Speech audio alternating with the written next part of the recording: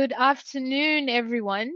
Good morning, good afternoon, good evening. I'm not sure which part of the world you find yourself in, but it's a joy to be able to moderate this. I've been looking forward to this session for some time now, and I'm so glad that all of you are joining in. I really wanted to say that, when we think about uh, this collective imagination lab, and we think about the world that is facing intersecting crisis at the moment, whether it's climate, it's social, or it's systemic, our capacity to imagine differently has never really been more vital. I was listening to a video, and I think it was Phoebe Tickle who shared that imagination is not a faculty that takes us away from the world. It actually brings us closer to reality. And this session isn't a traditional panel. It's really an exploration.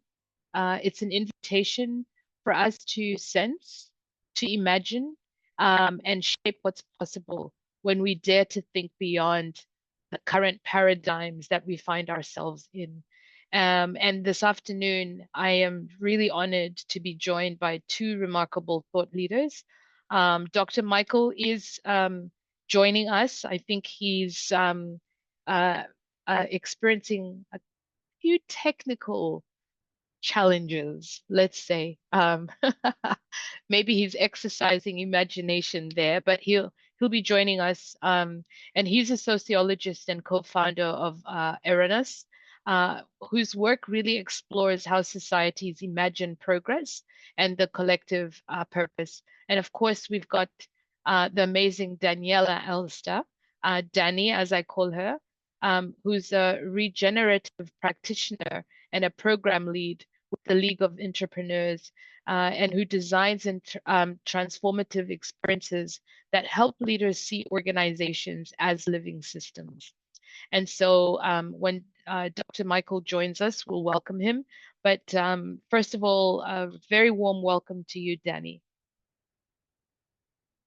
Thank you, Fadzi. It's really my honor, and I'm like over excited to be here. So trying to ground myself in not rushing, which happens when I get too excited. But as you said, it's such an important topic, and to be here with you and with everyone that is with us. So it feels like a privilege and a gift. So thank you for that warm welcome. And Dani, perhaps you can, you can kick us off freely. Perhaps you could introduce what is the central idea behind your work, and how does it actually invite us to reimagine what's possible for organizations and society today? Yes, thank you, Fadzi. And as you said, I work for the League, but I also have a different hat. That is a regenerative practitioner. That is a hat that I wear in every position that I'm in, actually. But what I want to share with you today, to your question, comes from my practice of regenerative development from the lineage of Regenesis, that they have been doing regenerative work for over 30 years now. And after studying and applying sustainability before for many years, I have come to feel and understand that regenerative work is essential, is vital, and is really the one that can generate true transformation. And to get to the point of imagination, for me, it's important first to talk about what do we understand by regeneration from Regenesis, right? So regeneration is not a technique. It is not what comes after sustainability. It is not the next buzzword, and it's not something new. Actually, it is as old as breathing or digestion. It's really the evolutionary process of life itself is what is redirecting depleted or degenerated systems toward a healthier or more harmonious futures. Regeneration enables a living system, whether a person, an organization, or a watershed, to express more of its innate potential to contribute to the well-being of the whole. It is fundamentally a living process that restores vitality, balance, and possibility. And when sustainability often tries to reduce harm or do good, regenerative development asks, how do we grow new capacity for life to flourish? And Ben Haggard from Regenesis says that one of the distinguishing characteristics of a regenerative approach is that it is inherently developmental. That is, even if it seeks to produce concrete results and change at a systems level, it also seeks to develop new capacity in the people, communities, organizations, and ecosystem that it touches. So regeneration is not really about projects. It is about enabling life to express more of this innate potential. And one essential capacity for this shift is what we call imaging. And then is where I weave with imagination and how to reimagine. So to understand what imaging is, we first need to understand how we pay attention, so how our brain functions. And the right hemisphere foregrounds context, relationships, meaning, embodiment, and the left hemisphere foregrounds abstraction, control, analysis. And over centuries, especially in the Western world, it has become dominated by this left hemisphere mode. And we see the consequence. So innovation has become optimization, transformation becomes incremental improvement, strategy becomes control, and work becomes extraction from ourselves and from the earth. So with that in mind, I want to invite everyone here to a tiny experiment. It is one that we as practitioners use when we are learning about imaging. So if you have something to take notes, it can be a notebook, it can be your computer, it can be also mental notes if you want. So we'll start. And I would like to ask you to think of the word swimming. What does swimming mean to you? How will you describe swimming? And collect a few quick words on that.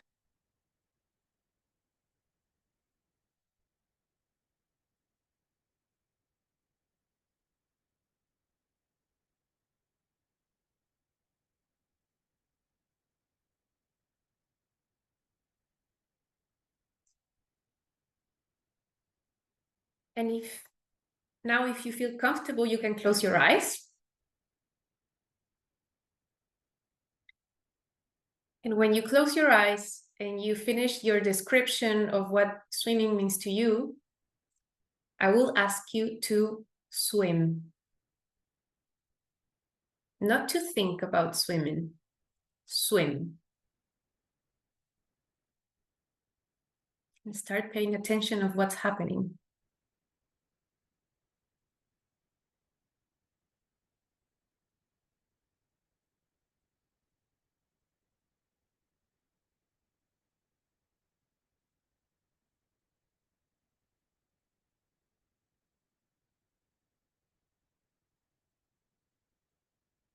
And you can take a deep breath and come back to sharing the room with us. And I would like to invite some voices in of what did you notice? What is different between the first and the second? What is happening?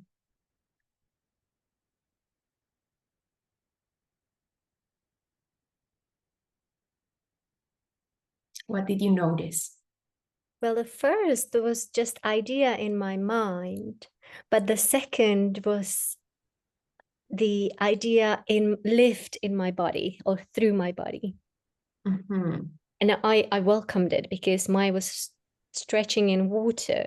So when you said we shouldn't just think about it, gave myself a really good stretch and I felt good. So thank you. Thank you.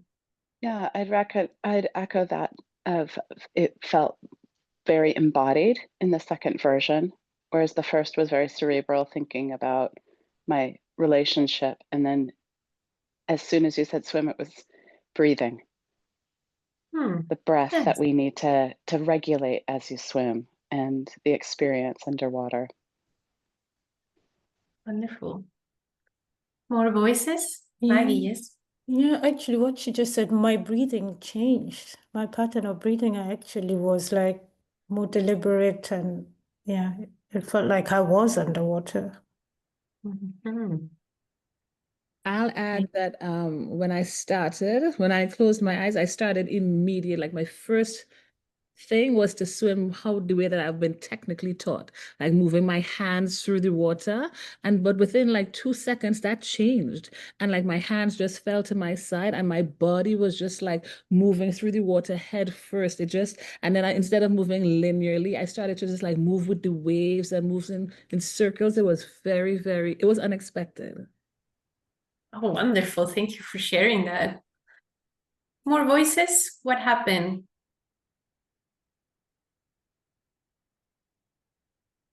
Fadzi, what happened to you? Well, I was doing my actions. I was just imagining myself. And one of the things I love to do when I swim is to just lie on my back and just float. So I started floating and it became real. So it was a very interesting exercise to move from, like imagining the scenario and even the place and what it looks like, and then to actually experience it. So it comes alive. That's the key point, to experience it, it comes alive. So with that in mind, Fadzi, how would you describe what imagination is and what imaging is? What's the difference? So I think imagination is imagining, something. It almost feels like there's so much creativity in terms of what could be. Whereas imaging for me is like it's like, I don't know, the way I would have experienced it is like a single image, and then I'm sort of like projecting that image. Whereas I feel like there's more freedom in imagination. But you're the expert. You think imagination has more freedom and then imaging is more like the image? Is that what you're saying? Yeah, because I'm thinking of just the terminology, like imaging. So if I'm thinking of imaging, I'm thinking of a image and projecting that. Whereas if imagination for me, there's just no barriers, right? So if you ask me to imagine something, it's like I just feel it's free flowing, and there's so many things that could come with it. Whereas if I'm imaging, for me, it's like one single thing that I then project and it becomes an image. So it's interesting you say that, because imaging is the swim, is the experience, is the full. So we think from the regenerative development that imagination has this tendency to go into something like the picture, the second thing you were saying, just to hold a picture, and it can live in fantasy. While imaging, that's a word that comes from this lineage of regenesis, is this lived experience that we all shared now that happened when I said the word swim. So there's a difference in that. And I like what Terry posted on the chat, that she says when she is swimming, it is the full senses, she can feel it. And when she thinks about swimming, it is an outside experience. So this is the difference from imagination for regenesis and to imaging, right? So imaging, connecting to what everyone says, it is felt, it is embodied, it is alive, it's connected to the moment, right? So imaging is this shift, it evokes a dynamic, living, embodied sense of something that is unfolding, and it's not a mental description. No, it is the disciplined ability to perceive the potential already alive, but not yet expressed. This is how we use it for regenerative development. And you see that potential that is not yet expressed, it can be in a system, in a situation, in a person, in an event. No? Every living system has a unique essence, a role in service of the greater whole. Mm-hmm. And imaging tunes us into that essence and help us sense what wants to emerge. And not as a fantasy, as I said, not as a preference, not from our opinion, but as a felt possibility grounded in context. No? So basically, in my description, it's the opposite of what you're saying. And so when we think about regenerative development, so you've introduced this concept of imaging. How does it help leaders experience organizations as living systems rather than machines? So if we're now bringing it within a work context, within an organization, how can that start to help us experience organizations, like I said, or places that we work, whether it's an organization, an institution, or corporation, as a living system? Yeah, thank you for the question. And maybe to get into that is some comparisons could help. So for example, if imagination asks, what do we want to create? Imaging asks, what wants to come alive through us? That's one question. And then imagination really moves us from inventing to listening with all the senses, with all types of intelligence, not from our mental intelligence only. And it takes us from controlling outcomes to participating in emergence.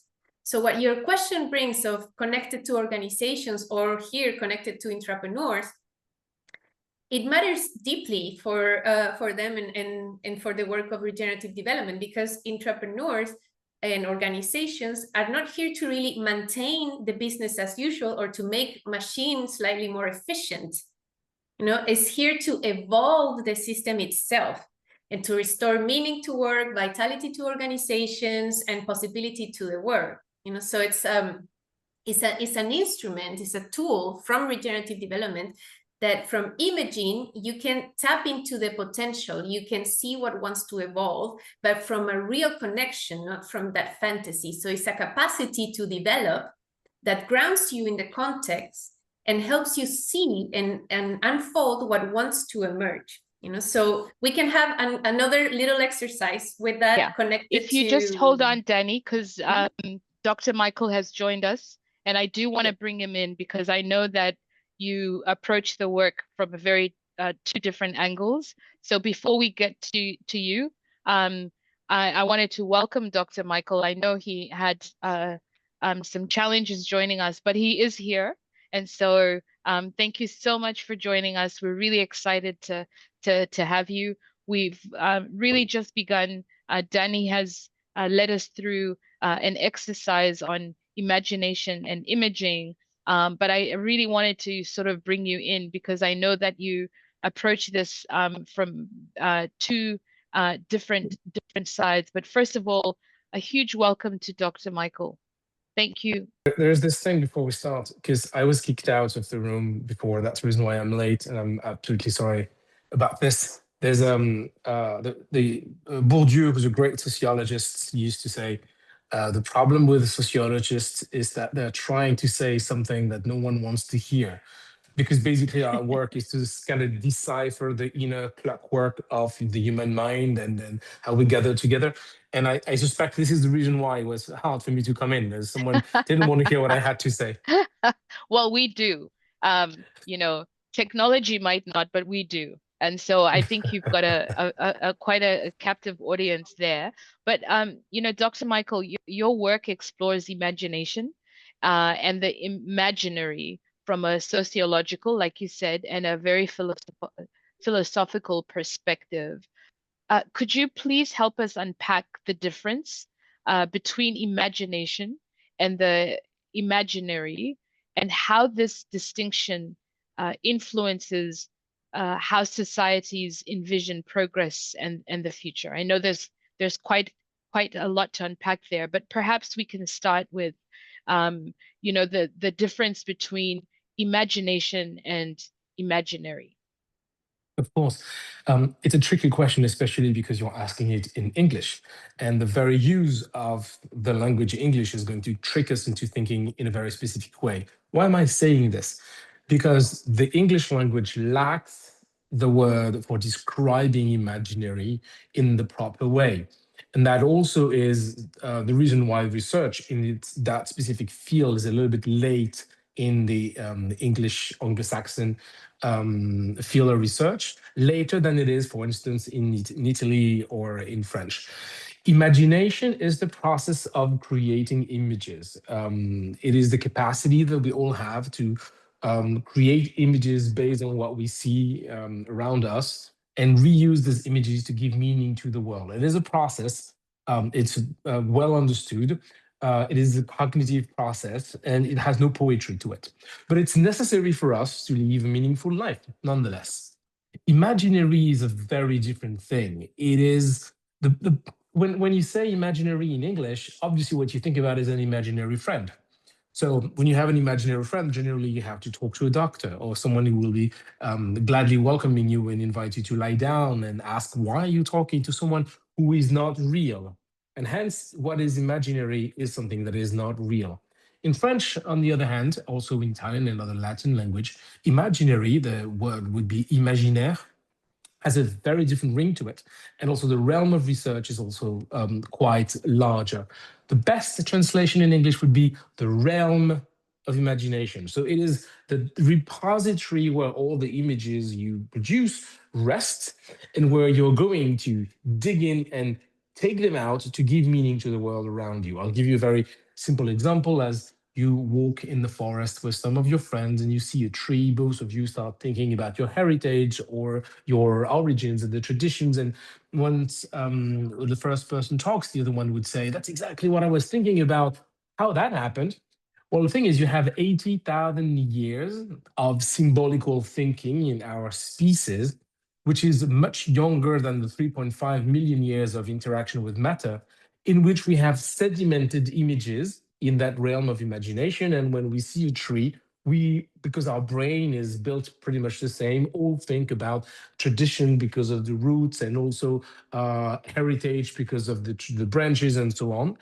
Those images are, to many extent, common. We see the same thing when we see a cross, sometimes a wall, sometimes an island, sometimes a cloud, but they're also very deeply ingrained into the personal life, and we give specific meaning on top of that common meaning. So if I sum this up, we give meaning to the world around us using that, this imaginary, cet imaginaire.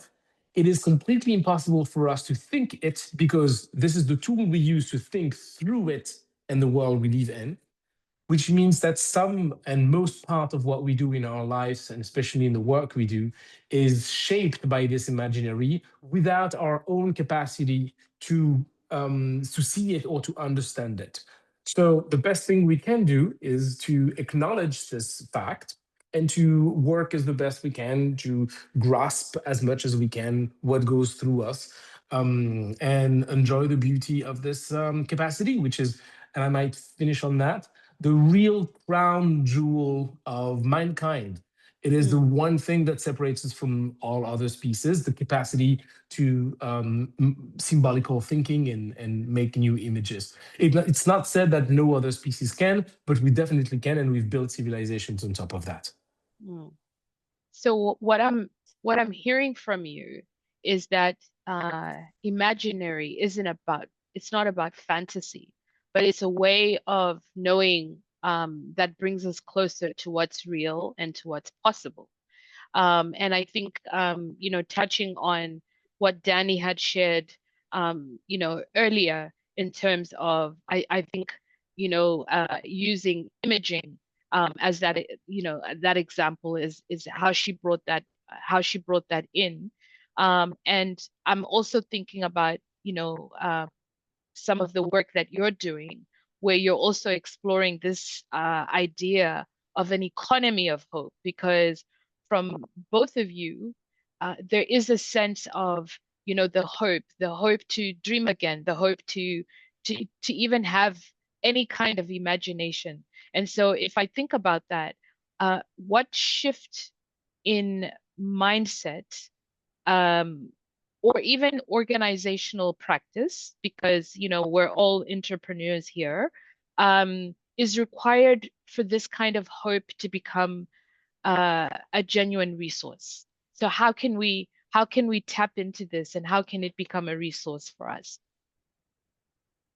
This is the most important question, Fadzi. I'm going to start very broadly, and maybe will help you having the broad framework of understanding this, and then I'll try to dig down into more precise and down to earth things. My work as a sociologist and teacher is also very much fueled by my work as a consultant, and I have to land sometimes those beautiful and somehow philosophical approaches with very down to earth and connected to the ground deliverables. So I think it's important to understand the impact of this imaginary on the way we live our lives. Every single society, epoch, makes a promise to the people who live in it. And we rely on that promise to give value to very small things like choosing to wear a pair of red jeans, or choosing to live in a city, or choosing to move out away and live in a house in the mountains, or choosing that line of work or this other line of work. And we very often think that these are our personal choices that are rest on our liberty and freedom of thinking. They very much rely on that set of ideas, this imaginary that we draw things from without knowing from it. This is the promise of our time. Back in the end of the second industrial revolution, we're in 1870 something, the promise that was given was that of extending your lifetime if you'd leave the lands and you'd come and work in the city. Stadtluft macht frei. The air of the city is going to make you free. And so the promise was held. To many extent, people left the land and they move away from the farms and they started working in factories, and they were taught things. And then we've invented Republican schools, and then we've invented vaccines, and we've discovered penicillins, and we've started building cities, and the urbanism grew up. And this idea, as a consequence, is that people started living longer, and their kids had a better life than they used to have, outrageously.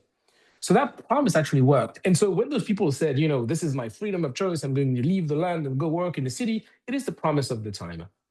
In the beginning of the 20th century, this promise was very different. People were gathered in the cities. The promise was pretty much that one of Marinetti. It was called futurism. It was all about speed and progress and machines.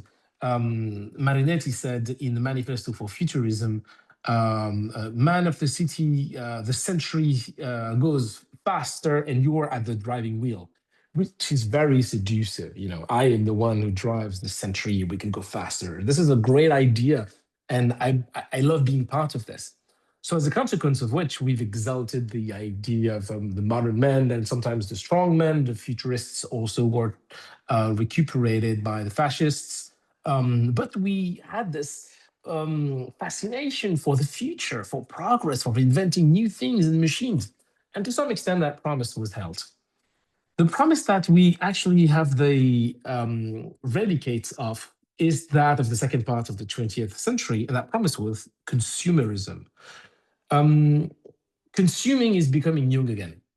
You need to buy more things, and the more you buy, the later you'll die. I remember when I was a kid, I grew up in the 80s, we very much abide by the idea that the more new things we buy, if we have the last thing, you can never die. And it was bringing us, you know, eternal youth. And it's for those of you who've gone through the 80s, which is a feeling that sadly is gone forever, it was really dashing. Sadly, that promise wasn't kept. You know, people kept on dying, and the jobs became meaningless, and the houses became crowded with stuff which we realized had perfluoric acid and polyfluoric acid, PFAS, that would bring cancers, and the whole thing was a mess. We ended up decoupling in 1978 the curve of GDP and the curve of genuine progress, which means the more money we make as a civilization, not the better we are, which is the first in our history. And so the whole thing started crumbling apart. And the promise that we have now, sadly, is one that undertakes pretty much all incentives to believe in the future. We've emptied out the future of its energy. The promise runs thus. It talks to the young generation and it tells them, young people, you'll have to work really hard and for a long time. And the best thing you can achieve is that the world is going to be less shitty as if you do nothing. And that's the promise of our time. And in that kind of promise, nobody commits. There's no engagement into that. Because I'm having a hard time understanding why my hard work should be, at best, mitigating problems. This is not something in which I commit. And we have numbers to sustain that idea. We know that 56% of young people aged 13 to 26 believe the world is doomed.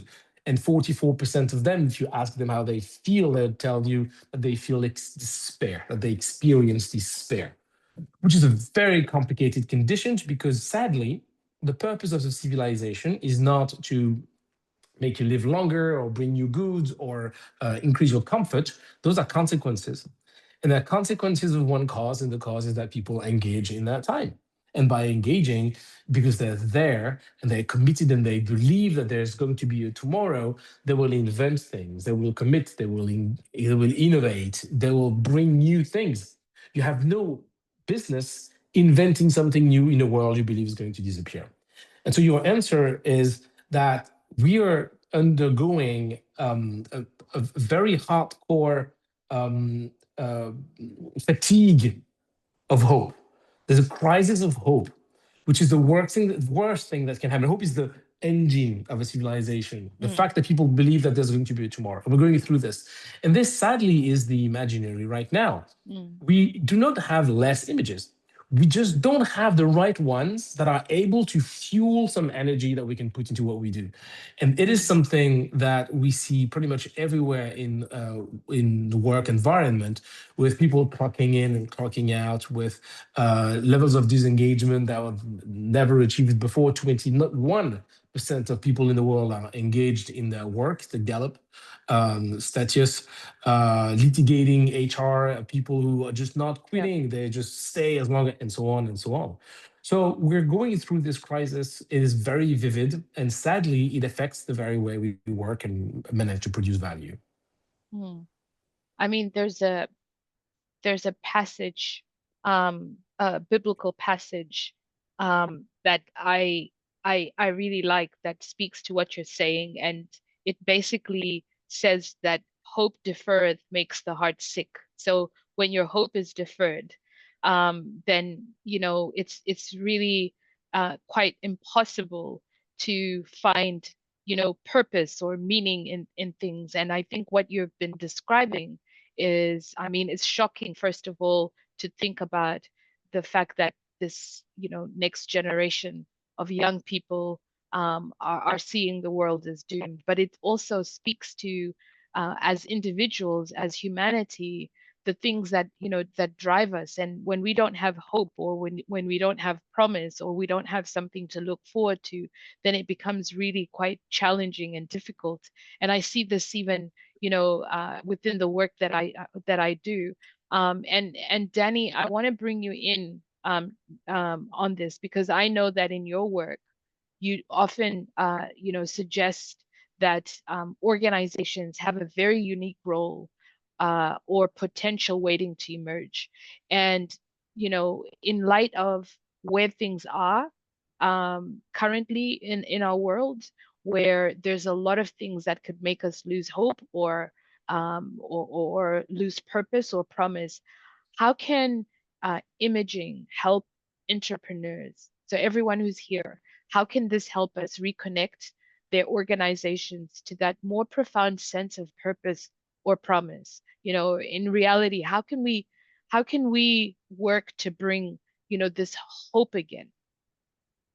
Yeah, thank you, Fadzi, and thank you, Michael, because I feel also that it's connected to what I'm bringing with this concept of imaging, that in one sentence is really this capacity of perceiving with all types of intelligence, not with your only mental capacity, and to create images that are dynamic, living, embodied, and from that, be able to perceive potential that exists, but is not yet expressed. So it's connected to something real and concrete to the context. So I feel like, for your question on like connecting back to hope, Hope can be more elusive if it has something too intangible or too abstract, or like it feels so distant or fantastic, or like it is not reachable. But when hope comes from that essence for something that is already there, you know, it can be grounded in your own being and what you're doing. So I love that I can see that connection now. And to your point and to what I was bringing before, I do have one more exercise that I would love to share. That is how we can start using this tool of imaging in our ecosystems as organizations or as intrapreneurs. So yeah, so I will ask you if you can sit comfortably, your feet grounded, maybe one slow breath, and start engaging that imaging mind. There's different types of perception. If you feel comfortable with closing your eyes, you can close your eyes. But start like connecting to this exercise of swim that we did before. The difference of swim instead of swimming. What happened? This felt, lived experience to see something. And I would like you to think of a challenge in your organization. Something that is stuck, that feels frustrating, that it has been long accepted as just how things are. Bring that image to life. And instead of asking, how do I fix this? How do we fix this in the organization? What happens if you ask, what wants to grow here? What happens if you see this challenge as a living being that is trying to evolve? What happens if you ask to the challenge what is missing that would allow life, creativity, meaning, purpose, hope to flow?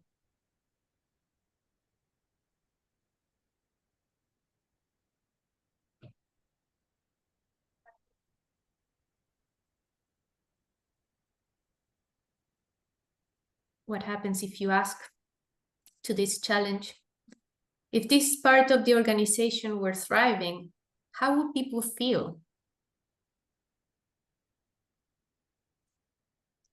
What contribution could this unlock for the world?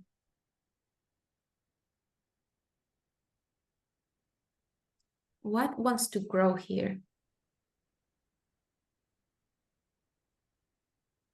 And hold whatever arises, no need to solve, just sense.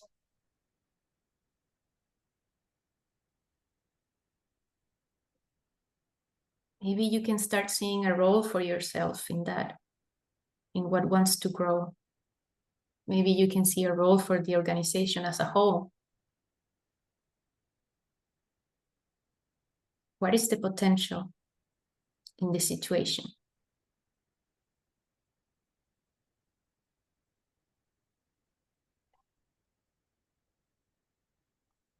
What happens if you look at this from the imaging mind and not just imagining things? Can you sense an essence of your organization? And what would it mean to act accordingly to that essence?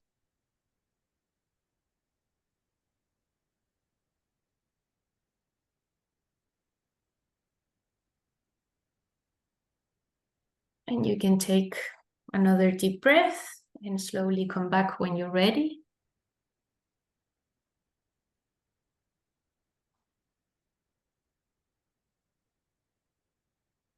And I again want to invite your voices in to share what happened. Do you see a difference? Is anything shifting? Is anything emerging?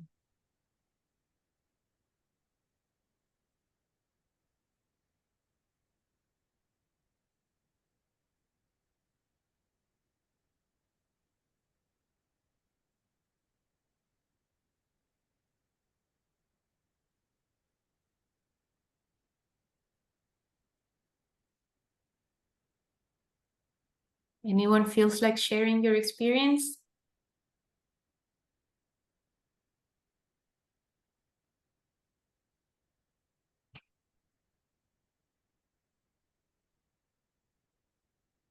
Terry said that it shifts the frame for her.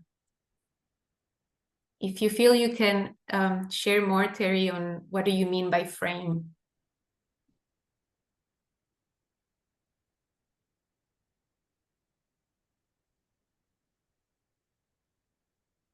Yeah, I'm happy to do so. Just hearing you ask the question from the perspective of what wants to grow here instead of what is the problem here.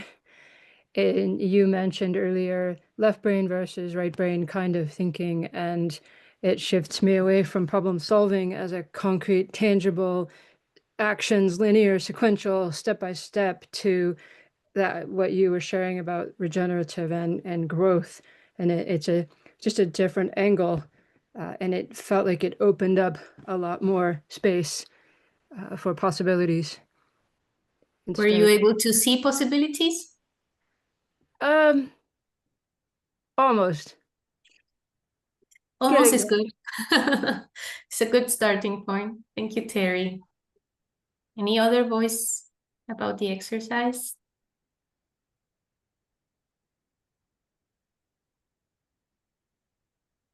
So Miki shares that in 2023, her organization developed what she called a strategic dreaming journey.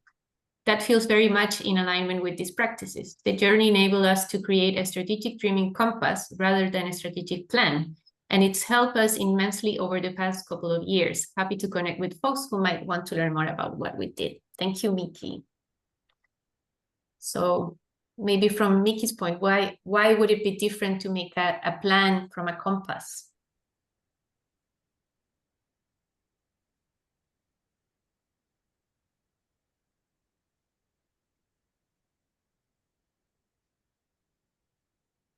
I'm thinking back to what you mentioned at the beginning, Danny, about regeneration, having the principle of what is innate emerging versus us trying to like deliberately create something.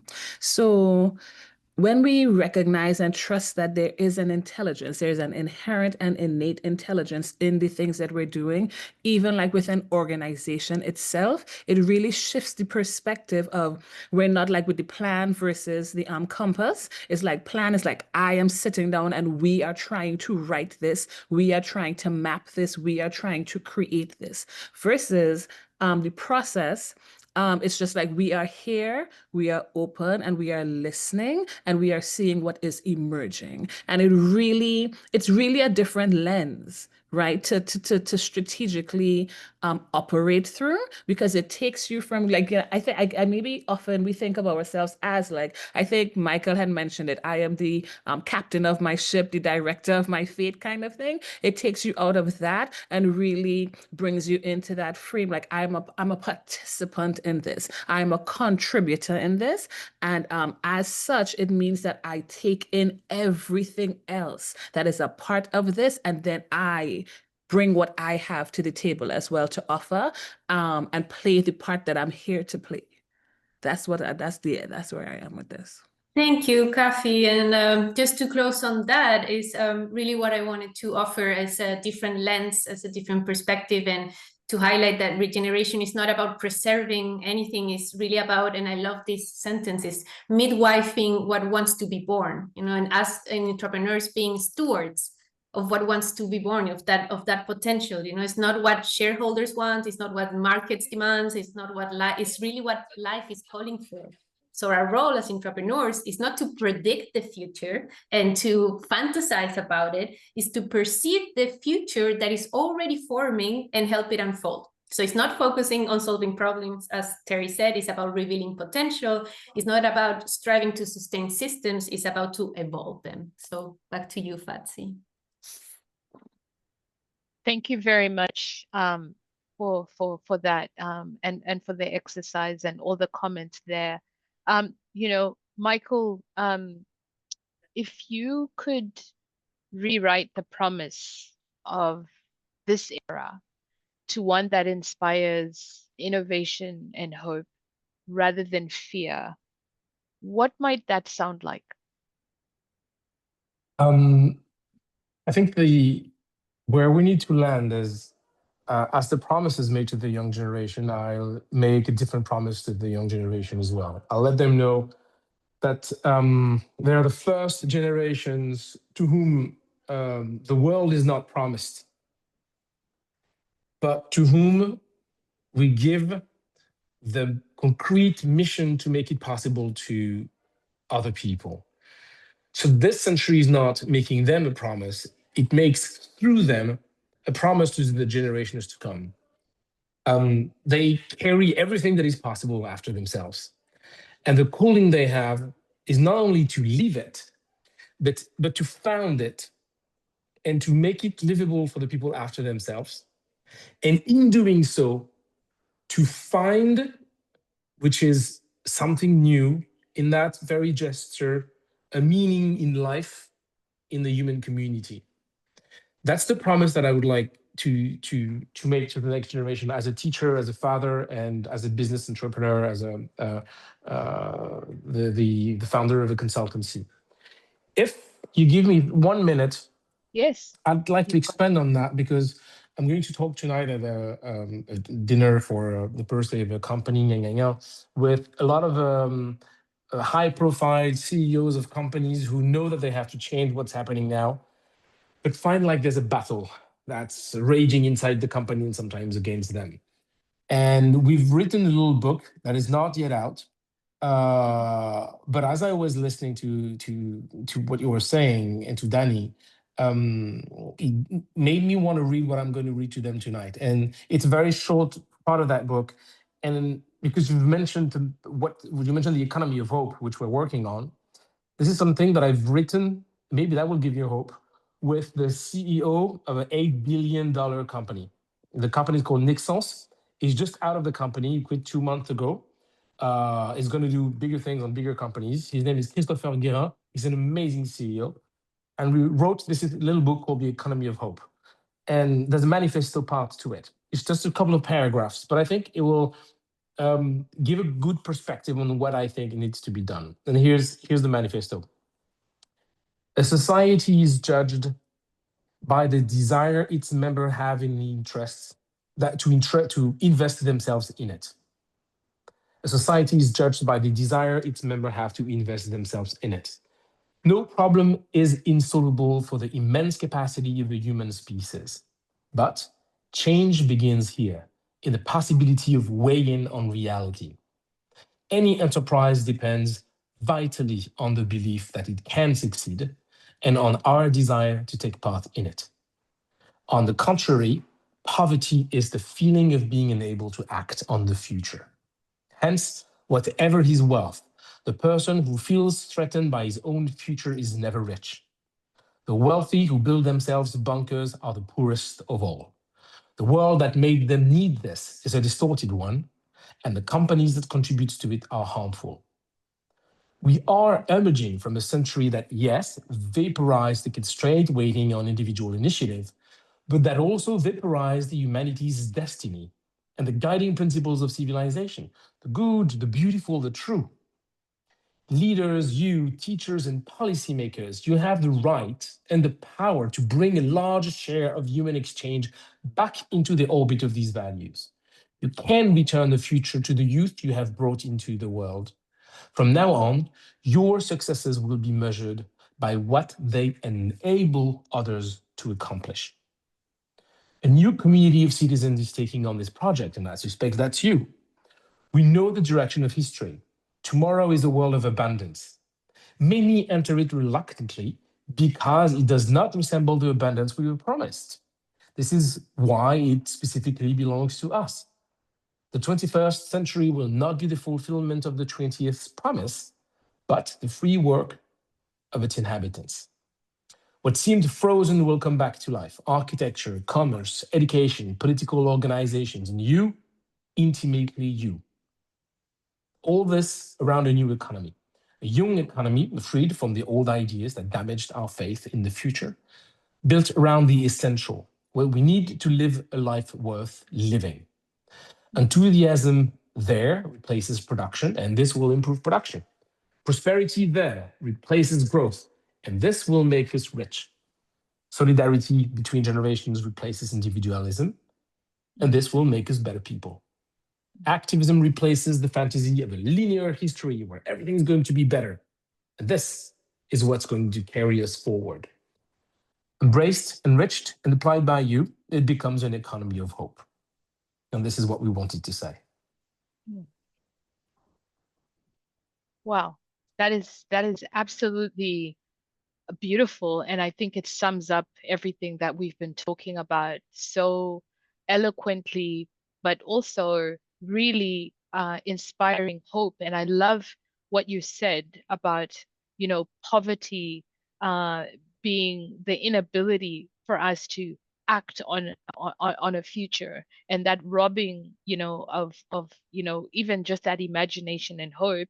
And also when we think about solidarity between generations, this is what carries us forward. This is the engagement that we have. And I oh my gosh, we could go on, and I want to thank you both for these profound insights that you've brought, because what I'm taking away from this conversation is that imagination is not about invention, but it's about reconnection. And I think it was Ian McGilchrist who said that attention is moral. The way we attend changes what we find, and what we find becomes the imaginative world that is real.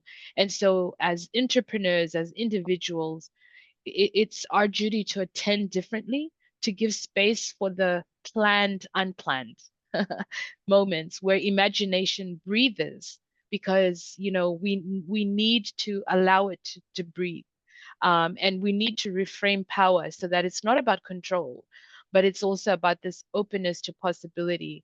And just before we finish, I want to invite each one of us just to take a moment, just to pause and think. And if you could name one promise you want this era to keep, what would it be? And I want to invite you to put it in the chat. One promise that you want this era to keep, what would it be? And that's the invitation of this lab, right? Is for us to imagine collectively the futures that we most want to live in, but also for us to start dreaming and having hope. So if you could just indulge me by just putting, and that's also for Danny and Michael, what's that one promise? And just put it in the chat. What's that one promise that you'd want this this era to keep? And I think Dr. Michael has given us an extensive list, really. But that was just beautiful, what you shared with us from that book. So let's just imagine together briefly for a minute.